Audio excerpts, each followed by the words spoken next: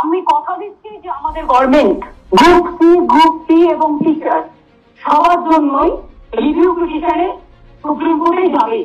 আমরা যা আইনের কাগজপত্র তৈরি করছি, আইনত যারা আইনজীবীরা আছেন, আমরা সবচেয়ে ভালো ভালো আইনজীবী দেবো এবং তাদের দিয়ে আমরা তো চাই পুরো লিস্টটাকে তারা আবার নতুন করে তাদের যাতে পরীক্ষা দিতে না হয়। যদি কোর্ট মানবিকতার সাথে বিচার করে এতদিন ধরে তারা চাকরি করছেন, চাকরিটা সবার বজায় থাকে, এটা আমরা নিশ্চয়ই চাই। সেই জন্য আমরা একটা চেষ্টা করব।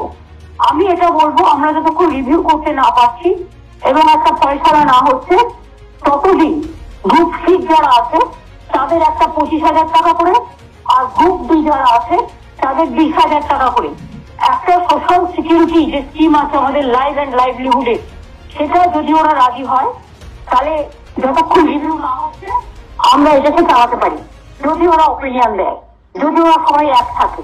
এর মধ্যে আমি কোনো ভাগাভাগি করছি না, এই কারণে যেহেতু কোর্টে কেস সাবজুডিস আছে, আমি কোর্টের ব্যাপারে কোনো কথা বলতে পারবো না, কারণ আমরা কোর্টের রায়টা মানবো।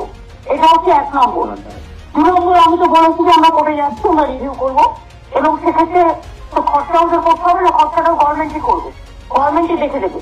নাম্বার 3 হচ্ছে, যদি কোর্ট অ্যালাউ করে ওদের কাজ করতে বেটার, যদি কোর্ট ওখানে অ্যালাউ না করে সেটা অল্টারনেটিভ কি হবে সেটা আমরা কোর্টের রায় দেখে ভাববো। এবং এটুকু আমি নিশ্চিন্ত করতে পারি, আমরা কিছু না কিছু তো নিশ্চয়ই করার চেষ্টা করবো আইনের মধ্যে থেকে। এটা হলো ওদের জন্য, সংস্কৃতির জন্য।